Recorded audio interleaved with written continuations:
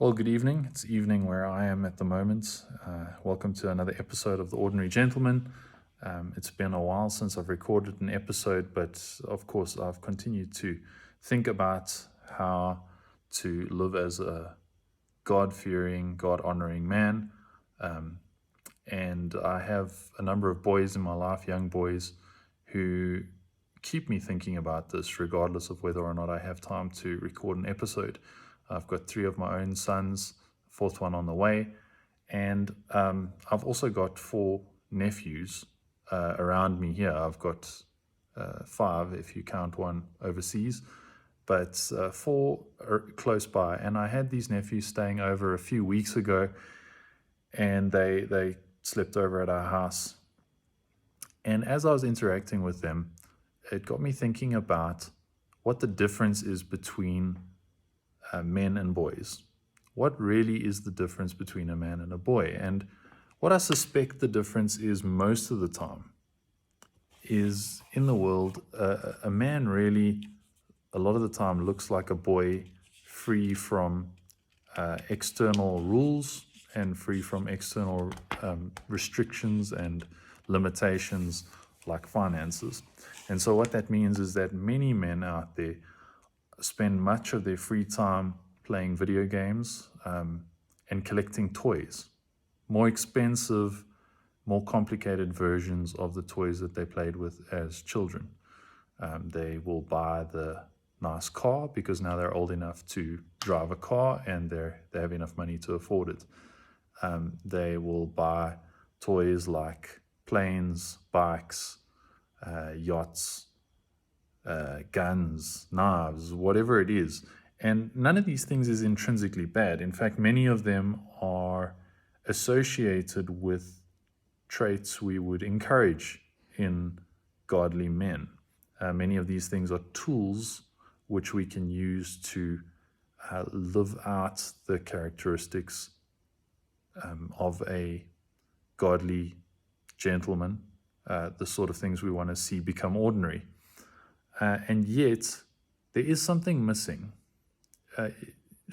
Just intuition would tell you that there ought to be more of a difference between a boy and a man than just time, money, and lack of external rules being imposed on the person. And so I gave it some thought. After they had been put to bed, I started thinking about it, and I thought manhood should not just be boyhood without these external restrictions. Manhood is really supposed to be the pinnacle or the climax of boyhood. This is what boyhood is preparing an individual for, manhood. So it shouldn't just be a more complex, more expensive version of boyhood. And so we need men to be more mature than boys. We need them to be more experienced than boys. We need them to be more self-controlled and more commanding and respectable. And manhood really needs to be something which is admirable and currently out of reach for a boy. It's something he needs to aspire to, something he really needs to be working toward, something that he is currently not, but he wants to be one day. That's how we see, well, that's how I see manhood anyway. It needs to be higher than boyhood. It needs to be inspiring to a boy. It should be heroic. And so I wrote down some of my thoughts. You might disagree with these thoughts. You might have others that you want to add, and I'd love to hear those in the comments, or if you can contact me directly, that would be great. But the things that I think would achieve these characteristics which would separate the men from the boys literally are the following. I think one of the biggest things that would separate the men from the boys is confidence. A man ought to be confident in a way that a boy is not. The confidence of a man might come across as arrogance in a boy, and of course that line is very, very thin. It's not always easy to know the line between arrogance and confidence.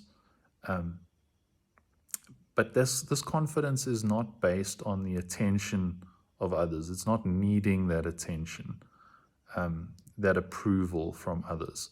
It's a confidence in who one is and one's abilities, regardless of what anyone else thinks. And now, of course, all these characteristics that I mention are traits that I think godly men ought to be working toward. It's not something that you have to have perfected to be a man. I would be a prime example of someone who has not perfected these things. But I do think it's areas that we should be aspiring to grow in. And so confidence would be one of the first things which I think ought to characterize a man and separate a man from a boy. But then secondly, responsibility. So responsibility is very closely tied to what it means to be a man, what a man's calling is. And that responsibility is really just a willingness to shoulder burdens and to ensure good outcomes for those that are under our care. And of course, men have more under their care as they grow older than a boy has. So a boy might be responsible for himself. He could possibly be responsible for some of his younger siblings. But generally speaking, there's not a whole lot of responsibility associated with boyhood. It's something that he grows into. And of course, manhood as well.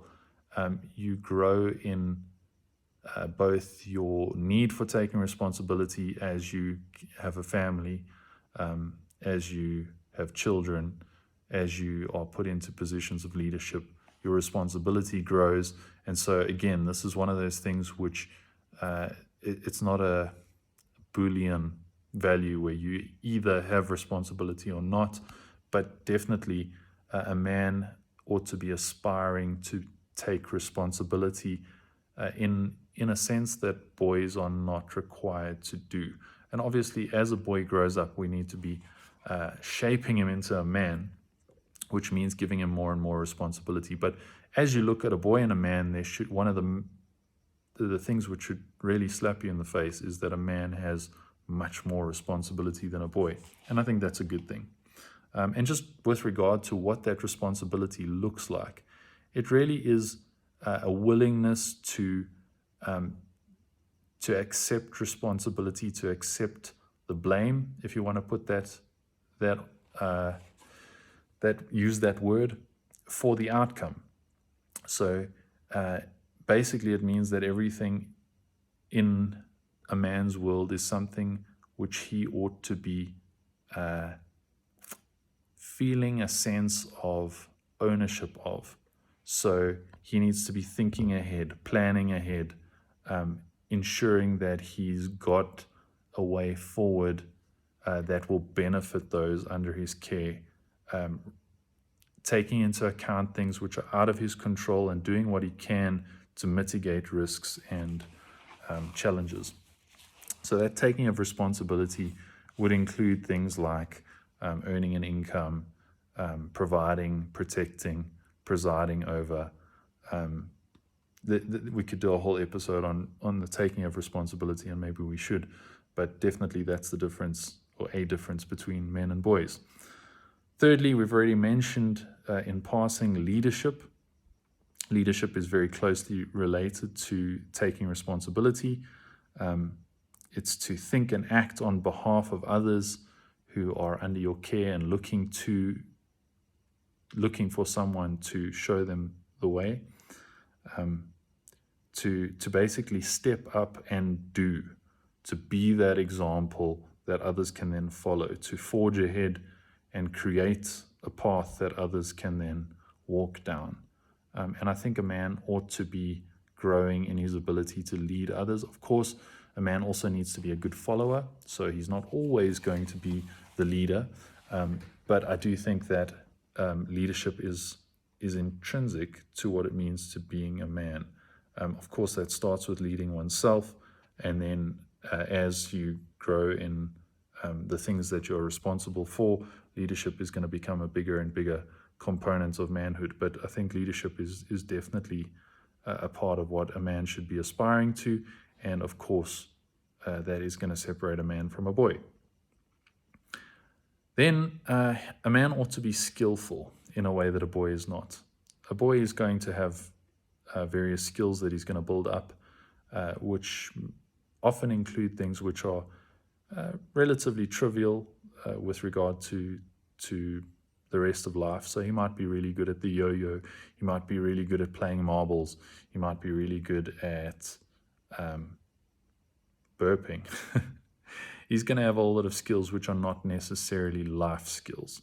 But a man is one who has built up various skills that are beneficial for life, beneficial for all those other areas that I've already mentioned: taking responsibility, growing in confidence, being a good leader.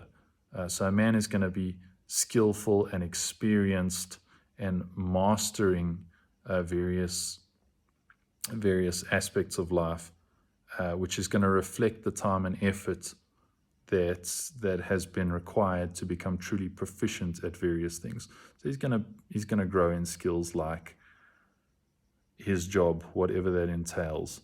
He's gonna grow in his ability to communicate. He's gonna grow in his ability to understand other people. He's gonna grow in his ability to master various skills that he needs in his life. And so that's almost an obvious one. Like a man is physically going to be bigger than a boy, so a man, by virtue of the fact that he's lived longer, is going to be more skillful than a boy. But it's also something that he ought to be cultivating in his life. Then respectability. So a man ought to, in a sense, and of course language fails me at times, and so forgive me if this sounds too haughty, but I think a man ought to be lordly, without being arrogant, without being conceited. There is a lordliness, a kingliness associated with a healthy masculinity. And that just means that a man ought to be worthy of honor and respect, to be beneficent, but also to be dangerous. Jordan Peterson has very helpfully spoken about the need for a man to be dangerous and yet controlled. That is part of what virtue looks like. Virtue is not being harmless intrinsically and then acting in a harmless way. No, virtue consists in being dangerous, but keeping that under control and therefore acting in a harmless way. And that's what makes things like meekness and gentleness virtuous. So respectability. I think a man ought to be more respectable than a boy. A man ought to be disciplined. And that's closely related to much of what we've already spoken about in terms of responsibility, leadership, skillfulness, and respectability. And I would just define discipline as to be able to know and master yourself. And so the first person that a man needs to be able to lead is himself. He needs to be an example. He needs to go ahead of those who are following. And so that is going to be discipline. And interestingly, discipline, self-discipline, is probably one of the most difficult things to master. You would think that becoming master of yourself is automatic.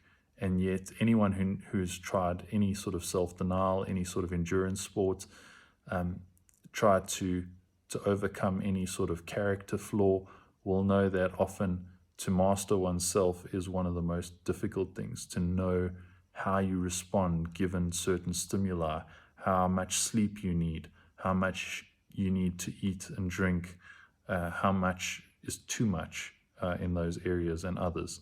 What makes you angry? What tempts you to lose control? Where are your temptations in terms of lust, in terms of